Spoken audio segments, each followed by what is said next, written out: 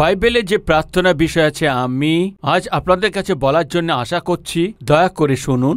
গীতসংগীতায় অনেক ধরনের প্রার্থনা আছে। ওই প্রার্থনা বিষয়ে আপনাদেরকে বলতে চাই।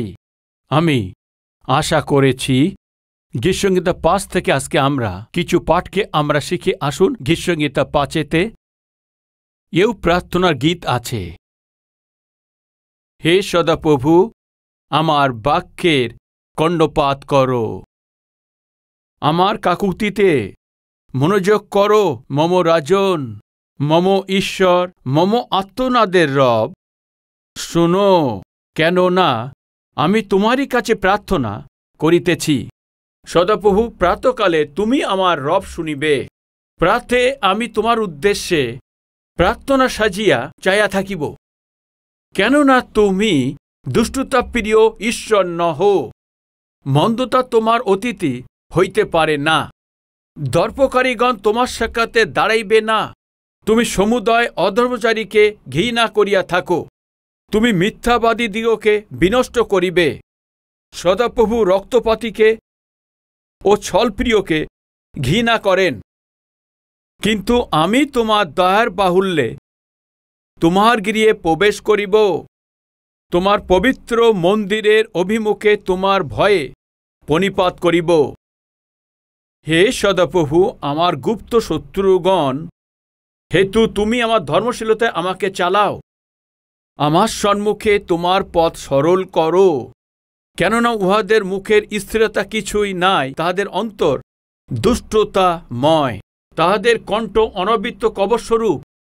তাহারা আপনাদের জিহ্বা মসৃণ করে। হে ঈশ্বর, তাহাদেরকে দোষী করো, তাহারা আপনাদের মন্ত্রণায় পতিত হউক। তুমি তাহাদের অধর্ম বাহুল্যে তাহাদেরকে তাড়িয়া দাও, কেননা তাহারা তোমার বিদ্রোহী হইয়াছে। কিন্তু তোমার স্বর্ণপন্ন সকলে আহ্লাদিত হউক, তাহারা চিরকাল আনন্দ গান করুক, কেননা তুমি তাহাদেরকে রক্ষা করিতেছ। যাহারা তোমার নাম ভালোবাসে তাহারা তোমাকে উল্লাস করুক, কেননা তুমি ধার্মিককে আশীর্বাদ করিবে। হে সদাপ্রভু, তুমি ঢালের ন্যায় তাহাকে প্রসন্নতায় বেষ্টন করিবে। এই গীত থেকে বিশেষ কিছু বাক্যকে আপনাদেরকে বলার আশা করছি। এই ৫-এর এই গীতকে প্রাতকালের প্রার্থনা। সকালে উঠতেই দ্রুত গানের মধ্যে এই গীত বলা হয়। মানে প্রাতকালে যে গান বা প্রাতকালে যে প্রার্থনা যে গীত আছে, এইভাবে সে বলে থাকেন। এই গীত থেকে আমরা অনেক পাঠকে শিখতে পারি। আমাদের জীবনকে প্রভাবিত করে থাকে অনেক বিষয় এই গীতেতে আছে। ৪টে বিষয় আপনাদেরকে বলতে চাই। সবচেয়ে প্রথম আসুন দেখি কি আছে। আমি প্রার্থনা করছি বললেন। কি আছে দ্বিতীয় বাক্যে? মম রাজন, মম ঈশ্বর, মম আত্মনাদের রব শোনো। আত্মনাদের রব শোনো, কেননা আমি তোমারই কাছে প্রার্থনা করিতেছি। এই বাক্যে অনেক শক্তি আছে। আমি তোমারই কাছে প্রার্থনা করছি, মানে অর্থ কি আছে? আমি তোমারই নির্ভর করে আছি, আমার আর কোনো নির্ভর করি না। আমি তোমার উপরে বিশ্বাস করি, মানে এর অর্থ কেউ আছে আর কেউই সাহায্যকারী নেই, দ্বিতীয় কোনো অপশান নেই। অনেকবার যখন আমরা ঈশ্বরের কাছে আসি তখন অপশানের সঙ্গে চলে আসি। এমন না হয় এমন, এমন না হয় এমনই। আমি বলেছি না, একদিন এক ব্যক্তি স্ত্রীর সঙ্গে কথা বলছে, আর্জেন্ট আমার ১ লাখ টাকা দরকার আছে, কে দেবে? কিভাবে আমি তা পাবো? এভাবে জিজ্ঞেস করলে তার স্ত্রী বললেন, হ্যাঁ, তোমার বন্ধু আছে না, হয়তো তার কাছে চাইলে তোমাকে দেবে। হ্যাঁ ঠিক আছে, হ্যাঁ একজন আপনজন আছে না, চলো যাবো। তাহলে এইভাবে বলা প্রভু তাড়াতাড়ি তৈরি হয়ে আপনজনের কাছে যাচ্ছেন। প্রথমে যে জায়গায় আছে সেই আপনজনের কাছে যাওয়ার সময়তে সিঁড়ি আছে, আর সিঁড়িতে ওঠার সময়ে স্ত্রী বলছে, এখন কি সত্যি তোমার এই বন্ধু তোমাকে সাহায্য করবে কি? এমন বলতে তখন স্বামী বলছে, জিজ্ঞেস করে দেখব, আমরা দেখব এ সাহায্য করে কি না, আর যদি এ না করে তাহলে ওদিকে আরেকজন আছে না। কে? আরেকজন আছে না ওখানে, ওর কাছে সাহায্য চাইবো, আর যদি ও সাহায্য না করে তো বাচ্চাবেলা থেকে যে আমার সঙ্গে পড়াশোনা করেছে ওর কাছে যাব। একে একা আছে কি আমার জন্য? আমার অনেক বন্ধু আছে, তোমার কোনো চিন্তা করার দরকার হবে না। যাব, সাহায্য চাইবো, আর যদি করে তো ভালো, আর যদি না করে অন্য কেউ আছে। আমাদের কেন টেনশন বলো? হ্যাঁ ঠিক আছে, ঠিক আছে, চলুন যাব। এইভাবে বলাতে ওর ঘরেতে যাবার পর ওদের সমস্ত যন্ত্রণাকে তাকে বলেছেন, এদের সমস্ত যন্ত্রণা বিস্তারিতভাবে ওকে বলেছেন। বলার পরেও ওর বন্ধু তাদের প্রতি অনুগ্রহ দেখাননি। জানা নেই ওই বন্ধু সাহায্য করবে এভাবে প্রতিক্রিয়া দেখাননি, আর উত্তরও দেননি। আর উপর দিয়ে সে বলছে, ভাই তোমার অনেক বন্ধু আছে তাই না? আমি তো একা তা নয়, তোমার তো অনেক বন্ধু আছে। ও যদি না দেয় আর কেউ, বহু লোক আছে না, কেউ না কেউ তোমাকে সাহায্য করবে। গিয়ে ওদের কাছে চাও, যাও। এই বলে ওদের পাঠিয়ে দিয়েছে। যখন ওরা সিঁড়ি দিয়ে নামছে, স্ত্রী বললেন, একদম আপনি যা বললেন ও তাই বলল। এইভাবে স্ত্রী বলতেই ও এমন আশ্চর্য হয়েছে, রেগেও গেছে। এ যদি না দেয় আর কেউ, আমার ওই বন্ধু আছে না, ওর কাছে যাব এবং গিয়ে চাবো। ও যদি না হয় তাহলে অন্যর কাছে যাব। কি এ তোমাকে সাহায্য করবে? রাগ করে ও চলে গেছে। ওই একই দিনে আর এক বন্ধুর তার ৫ লাখ টাকার প্রয়োজন হয়েছে। ওই স্বামী স্ত্রী নিজেদের মধ্যে কথা বলছে। হঠাৎই ৫ লাখ টাকা কে দেবে, কোথা থেকে পাবে? এই কথা বলতে তার স্বামী বললেন, আমার একটা আপনজন আছে, ও ছাড়া এই দুনিয়াতে আর কোনো আপনজন নেই। ও যদি সাহায্য না করে আর কেউ করবে না, চলো গিয়ে চাইব। এই দুজন মিলেই ওই বন্ধুদের ঘরেতে গেছে। যখন এরা সিঁড়িতে উঠছে, স্ত্রী জিজ্ঞেস করছে, কি গো, আপনি খুব আশা নিয়ে এখানে এসছেন, কিন্তু আমাদের যন্ত্রণা সত্যি দূর হবে কি?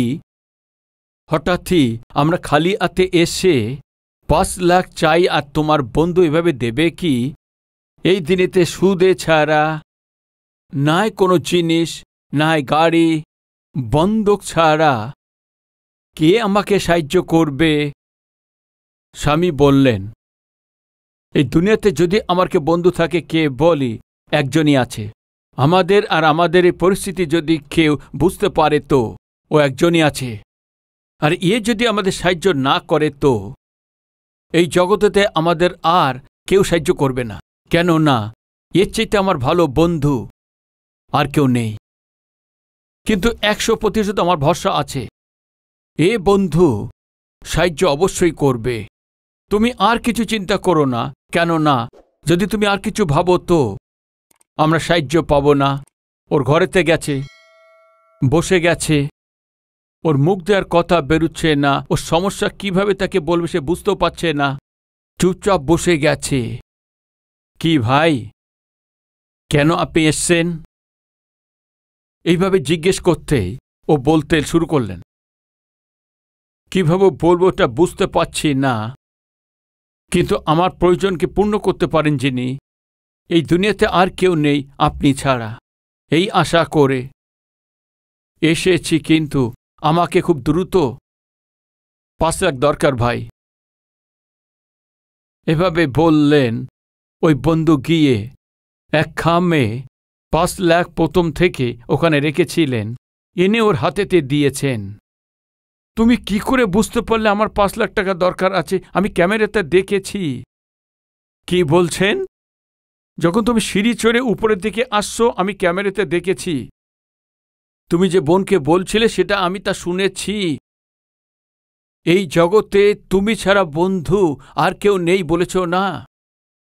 এই কথা আছে ভাই, আমাদের বন্ধুত্বের নির্ভর। এই জন্য যখন তুমি এই কথা বলেছ, আমি আলমারি থেকে ৫ লাখ টাকা নিয়েছি, গুনেছি এবং কভার করে রেখেছি। নিয়ে যাও ভাই, যা গিয়ে তোমার সমস্যাকে দূর করো। কবে ফেরত দেবে এও তোমার কাছে জিজ্ঞেস করব না।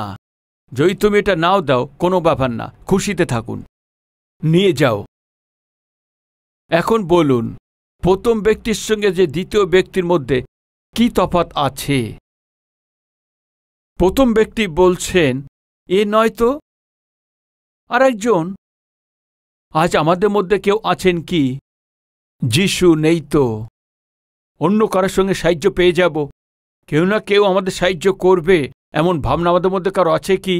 দয়া করে শুনুন, আপনার মধ্যে এমন ভাবনা থাকে তো আপনার যে উত্তর পেতে হবে ও পাবে না। দাউদ এভাবে বলেছেন, পিতা তোমার কাছেও প্রার্থনা করছি। এমন বলেছে কি?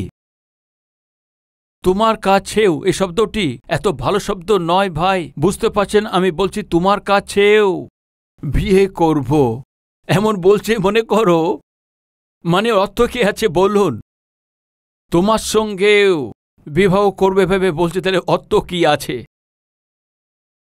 এ কত ভুল কথা আছে। ঠিক ওইভাবে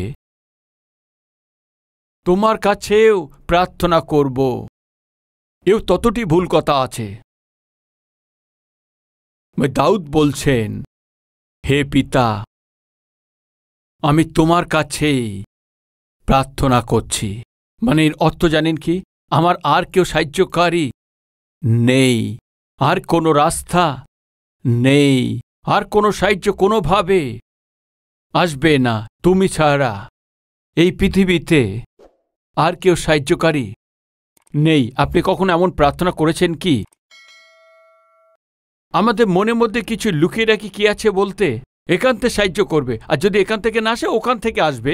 এ নেই তো কেউ সাহায্য করবে, এ নেই তো কেউ আমাকে ধার দেবে। আমি 2 টাকা বাজেতে নেব, না হয় 4 টাকা বাজেতে নেব, 4 টাকা বাজেতে না হয় 10 টাকা রূপে বাজেতেই নেব।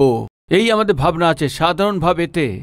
আমাদের যদি সাহায্য পেতে হয় বিভিন্ন ধরনের রাস্তা আমরা খুঁজে থাকি, কিন্তু দাউদের জীবনেতে কেবল একমাত্র রাস্তা বলে আছে, ও প্রভু যীশু খ্রিস্ট আছেন। ওই যীশু খ্রিস্ট বলেছেন, আমি কি আছে? রাস্তা আছে, যে কোনো কারণের জন্য, শান্তির জন্য, মিলন করার জন্য, আনন্দের জন্য, ধৈর্যের জন্যে, দয়ের জন্যে, ভালোর জন্য, কিছুর জন্যে হোক, স্বর্গে যাওয়ার জন্যে রাস্তা প্রভু যীশু খ্রিস্ট আছেন। প্রভুই বলেছেন, আমি রাস্তা। দাউদের যে উত্তম বিশ্বাস যদি জিজ্ঞেস করি, তার কোনো সমস্যা থাকুক, যতই শত্রু ওর বিরুদ্ধেতে থাকুক, ও সম্পূর্ণ ভরসা ঈশ্বরের উপরই রাখতেন, ঈশ্বরের কাছেই প্রার্থনা করতেন। আমার ভাই ও বোন, আজ আমাদের কিছু লোকরা মানুষের উপরে নির্ভর করে থাকে। বলেছি না, এ নয়তো ও সাহায্য করবে, এ নয়তো ওই বোন আমাকে সাহায্য করবে, এখান না হয়তো ওখানে সাহায্য করবে। এই ভাবনা নিয়ে সাধারণভাবে জগৎ উপরে যত লোক থাকে তাদের উপরে ভরসা করার আমরা চেষ্টা করি। এই জন্যে বাইবেল বলে দেয়, বাইবেলেতে সব বাক্যতে সবচেয়ে মধ্যেখানের বাক্য কোনটা আছে জানেন কি আপনি? গীতসংহিতা 118 ওর 8 পদ বাক্য কি? মানুষে নির্ভর করা অপেক্ষা রাজাদের উপরে ভরসা করা তার চেয়ে ভালো সদাপ্রভুর শরণ লওয়া উত্তম আছে। প্রিয় ভাই ও বোনেরা, সদার উপরে শরণ লওয়া উত্তম আছে। আজ আপনাকে কি করতে হবে জানেন কি? সমস্ত অপশন ছেড়ে দিন। যখন আপনি ঈশ্বরের কাছে আসেন, অপ্রয়োজনে বলবেন না আমার ভরসা ওখানে আছে, ওনারা কথা দিয়েছেন এরা করবেন বললেন, আমি বললাম না এখানে হবে, আমি বলেছেন ওখানেতে। এই জন্যে প্রভু, এইভাবে প্রভুর কাছে এসে বলবেন না ওরা এভাবে বলেছিলেন, ওরা সাহায্য করবে বলেছিলেন, ওদের দ্বারাই করেই দিন পিতা, ও ছাড়া আমার সাহায্য করা আর কেউ করবে না প্রভু। এইভাবে উপদেশ দেওয়ার কোনো প্রয়োজন আমার একদম দরকার নেই। আমি তো মহান উপদেশকারী আছি। ঈশ্বরের কাছে এসে ঈশ্বরের কাছেই বলছেন, ওদেরকে একটু বলে দিন পিতা, ওদের দ্বারা বলে দিন পিতা। এভাবে আমরা ঈশ্বরকে পরামর্শ দিতে থাকি। ঈশ্বরকে উপদেশ দেওয়ার কোনো প্রয়োজন দরকার নেই। বাইবেল বলে যা তোমাদের প্রয়োজন আছে আপনার চাওয়ার আগেতেই ও জানতেন। মানে ঈশ্বরের প্রতি আপনার যদি অটুট বিশ্বাস থাকে, তো আমি তখন বলেছি না, ও বন্ধু এসে তার সমস্ত দুঃখ বলে দেওয়ার পর ওর হৃদয়ের সমস্ত বোঝা তার বলার আগে থেকেই ওর বন্ধু গিয়ে 5 লাখ নিয়ে এসে ওর হাতে রেখে দিয়েছে। ওর সমস্ত দুঃখ বলার আগেই এসে ওকে সাহায্য করেছেন। বাইবেলেতে সুন্দর কথা আছে, আসবেন দেখুন। যিশায়া ভাববাদী পুস্তক 65 অধ্যায় 24 পদেতে, আর তাদের ডাকিবার পূর্বে আমি উত্তর দিব, তাহারা কথা বলিতে না বলিতে আমি শুনিব। আর ওদেরকে ডাকিবার পূর্বে আমি শুনব। ওদের সঙ্গে এমন হবে, যে ঈশ্বরের উপরে বিশ্বাস করে, যে ঈশ্বরের উপরে নির্ভর করে, এমনই হবে। কেমন হবে?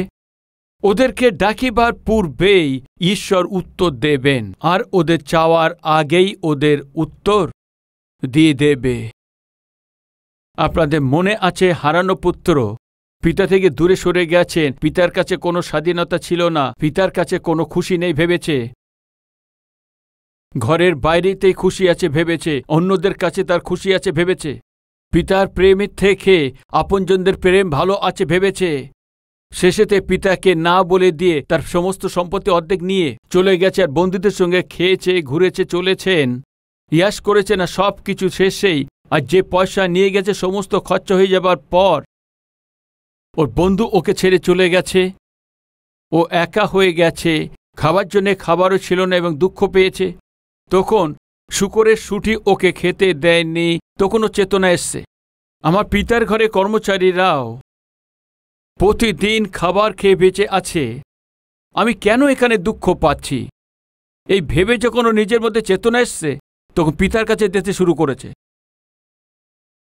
এইভাবে যখন ও পিতার কাছে যেতে শুরু করেছেন, কি ভাবছেন দেখবেন আসুন একবার। লূক লিখিত সুসমাচার ওর 15 অধ্যায় 18 পদেতে ও যা ভেবেছে সব পিতাকে বলেছে, না হয়তো বলার আগে সবকিছু পেয়ে গেছে। দেখবেন আসুন। আমি উঠিয়া আমার পিতার নিকটে যাইব, তাহাকে বলিব, পিতো, স্বর্গের বিরুদ্ধে এবং তোমার সাক্ষাতে আমি পাপ করিয়াছি। ভেবেছিল, এসব বলেননি ভাই? আপনি বুঝতে পাচ্ছেন? এসব ভেবেছিল, এইভাবে সে বলবে ভেবে নিয়ে, হ্যাঁ।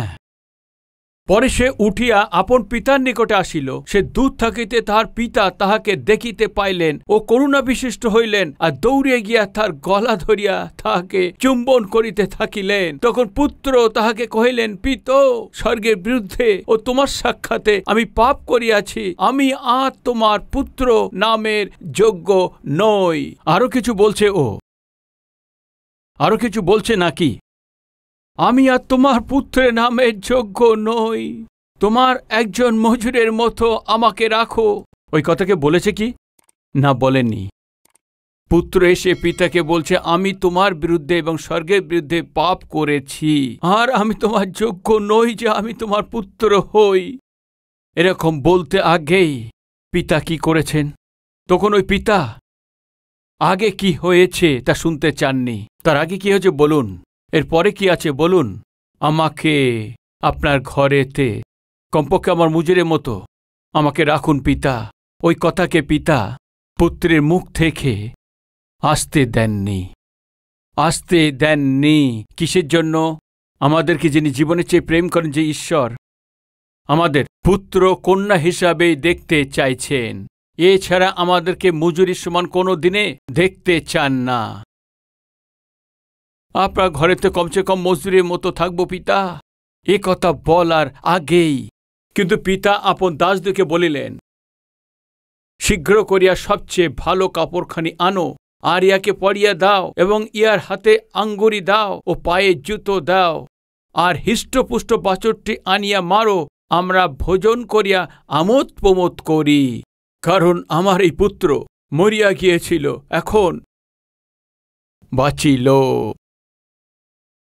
আমার প্রিয় ভাই ও বোন, আপনি যতই পাপী হন না কেন, যত আপনি পাপী স্ত্রী হন না কেন, আপনি মনে রাখুন, ঈশ্বরের দৃষ্টিতে আপনি সব সময় ঈশ্বরের পুত্র আর কন্যা আছেন। আমার পুত্র কত অদ্ভুত কথা আছে। এ আমার পুত্র মারা গিয়েছিল, বেঁচে উঠেছেন, হারিয়ে গিয়েছিল, পেয়ে গেছি। এরপরে ওরা আনন্দ প্রমোদ করেছেন। পিতা কত আনন্দিত হয়েছেন ভাই। প্রিয় ভাই ও বোন, ঈশ্বর থেকে দূরে সরে গেছেন কি পাপের এই মিত্রতার জন্য? আর ওর জন্য আপনি নিজেকে বিক্রি করে দিয়েছেন কি? নিজের ইচ্ছা মতো আর খুশির জন্য আর সুখভোগের জন্য আনন্দ আছে এভাবে ভ্রষ্ট হয়েছ কি? হারানো পুত্র ভ্রান্ত হয়ে গিয়েছিলেন, পরে বুঝতে পেরেছেন ওতে কোনো আনন্দ নেই, ও তো কেবল মায়া ছিল। ও কখন খুশি হয়েছে জানেন কি? যখন ওর পিতার পৌঁছিয়েছেন, যখন ওর পিতার কাছে ঘরেতে এসছেন, পিতার হাতেতেই পৌঁছানোর পর কত আনন্দ আছে ভাই। এটা না করে অন্য জায়গাতে গিয়ে আর যদি কিছু করার চেষ্টা করে, আর ও কোথাও গিয়ে থাকেননি ভাই। যখন ও ফিরে এসে পিতা কি করছে জানেন কি? এ আমার পুত্র আছে, সবকিছু ভুলে গেছে। ওই পুত্র কি করেছে সবকিছু ভুলে গেছে। প্রিয় ভাই ও বোন, আমি একটাকে কথা বলবো কি, আপনি আপনারা ঈশ্বরের উপস্থিতিতে পৌঁছানোর পর আমাদের প্রার্থনা এবং মন্দ বিষয় পাপের জন্য অনুতাপ করে, প্রভু তুমি আমাদের ক্ষমা করুন পিতা, আমার সমস্ত পাপ ক্ষমা করুন পিতা, এইভাবে আপনার বচনা করাতে, মুখ বর্বর করাতে এবং প্রার্থনা করায় প্রভু কি করবেন জানেন কি? আপনার পাপকে ক্ষমা করা শুধু তাই নয়, আপনাকে কোনো দিন সেটা স্মরণ করবেন না। সাধারণভাবে মানুষের স্বভাব কি আছে জানেন কি? একটু সময়ের জন্যই ক্ষমা করে দেন, কিন্তু কোনো সুযোগ আসতেই ভুলকে মনে করে দেয়। হয় কি না? স্বামী হতে পারে, স্ত্রী হতে পারে, না আমাদের পরিচিত আত্মীয় থাকতে পারে। কোনো বিষয় যদি স্বামী ক্ষমা চেয়েছে মনে করো, ওই সময়ের জন্য স্ত্রী ক্ষমা করে দেন, কিন্তু ওর পরে যদি কোনো মনোদুঃখ হয়েছে তো স্ত্রী কি করেন বলুন? ওই স্বামী সে সম্পূর্ণ ইতিহাস জন্ম থেকে নিয়ে আবার শুরু করে দেবে। স্বামীও এমন, কিছু সময় স্ত্রীকে ক্ষমা করে দেন, কিন্তু আবার কিছু মনোদুঃখ হলে আবার শুরু করে দেয়, পুরো ইতিহাস খুলে দেয়। এ সহজভাবে হয়ে থাকে, এটা মানুষদের স্বভাব আছে। কিন্তু ঈশ্বর যে জীবনের চেয়ে ভালোবাসেন ঈশ্বর, ওই ঈশ্বরের কাছে আপনি গিয়ে অনুতাপ করলেই, ক্ষমা করুন পিতা বলতেই প্রভুর মহান গুণ কি আছে জানেন কি? আপনাকে সম্পূর্ণ রীতিতে ক্ষমা শুধু করবেন তাই না, আপনি যা করেছেন আমার সমস্ত পাপকে এ স্মরণ করবেন না।